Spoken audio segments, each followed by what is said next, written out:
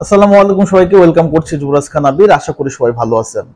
ব্রাজিলের কোচ নিয়োগ নিয়ে অনেক অনেক কল্পনা জল্পনা চলতেছে যে কবে ব্রাজিলের কোচটা নিয়োগ করা হবে।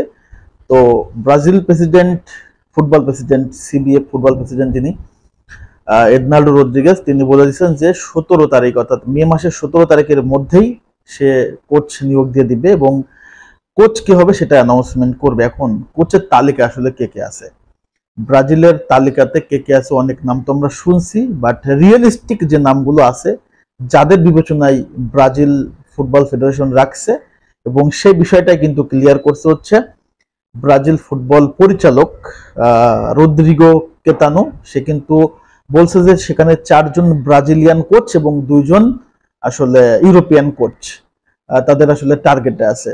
এবং এই 4জন কোচ আসলে কারা কারা, যাদের উপর ব্রাজিল আস্থা রাখবে 2026 বিশ্বকাপ পর্যন্ত, হয়তোবা তার সাথে ডিলটা নেক্সটে আরো বাড়তে পারে। বাট এই মুহূর্তে ব্রাজিলের টার্গেট 26 বিশ্বকাপ এবং এই মুহূর্তে ব্রাজিলের অগোছালো টিমটা যে অগোছালো করে গেছে দরিভাল জুনিয়র, সেই টিমটাকে গুছানোর জন্য এমন একটা ক্যারেক্টারকে নিয়োগ করবে যে লিস্টে আছে শর্ট 4জন ব্রাজিলিয়ান, 2জন হচ্ছে ইউরোপিয়ান। ফার্স্ট যদি ব্রাজিলিয়ান যে 4জন আছে সেই নাম যদি বলি, আপনারা অনেকে চিনেন ফিলিপে লুইস এবং যিনি ফ্লামেঙ্গোর কোচ হিসেবে দায়িত্ব পালন করতেছেন। এরপর হচ্ছে রোজারিও সেনি, যিনি কিনা বাহিয়াতে দায়িত্ব পালন করতেছেন। তারপর হচ্ছে রজার মাচাদো, যে কিনা আন্তর্জাতিক অর্থাৎ ইন্টারন্যাশনালে দায়িত্ব পালন করতেছেন। এরপর যদি দেখি রেনোতো গাউচ, যে কিনা আপনার ফ্লুমিনেন্সের দায়িত্ব পালন করতেছে, রেনোতো গাউচ। এটা হচ্ছে ব্রাজিলিয়ান কোচ, যারা যারা ব্রাজিল হচ্ছে ক্লাবগুলোতে যারা দায়িত্ব পালন করতেছেন এগুলো হচ্ছে ব্রাজিলিয়ান। এবং 2জন হচ্ছে ইউরোপিয়ান কোচ। সেখানে 1 নম্বর নামটা হচ্ছে জর্জ জেসুস, আপনারা জানেন আল হিলালের বর্তমান কোচ, এবং কার্লো আনচেলত্তি, যিনি কিনা আছে হচ্ছে রিয়াল মাদ্রিদের।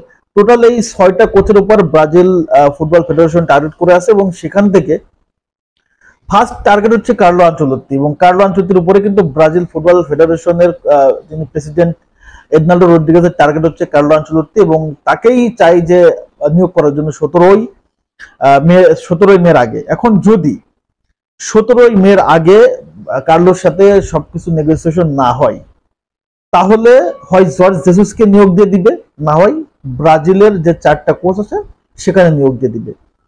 এখন কার্লো আনচেলত্তি ব্রাজিলে আসবে কিনা এটা সম্পূর্ণ ঝুলে আছে হচ্ছে আপনার রিয়াল মাদ্রিদের যিনি প্রেসিডেন্ট প্রেজ এবং হচ্ছে তাদের সম্ভাব্য যে কোচের টার্গেট সেটা হচ্ছে জাবি আলোনসো।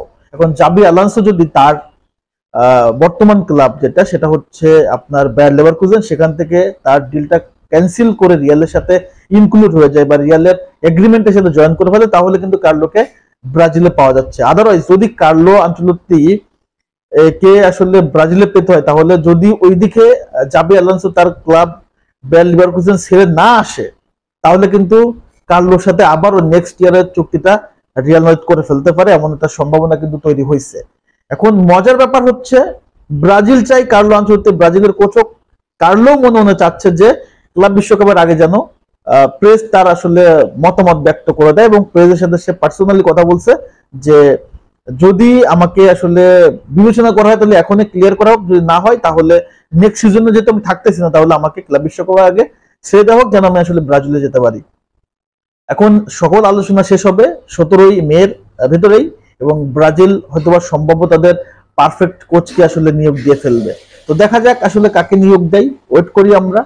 তবে আশা করব ব্রাজিল ফুটবল ফেডারেশন কার্লোকেই চাইবে এবং সেটা যেন শেষ পর্যন্ত হয়, এটা হলে আমাদের জন্য সবচেয়ে বড় পাওয়া হবে ব্রাজিলের জন্য। সো আলোচনা এতটুকুই, আপনাদের মতামত কিন্তু কমেন্টস করে জানিয়ে দেবেন। সবাই ধন্যবাদ, আল্লাহ হাফেজ।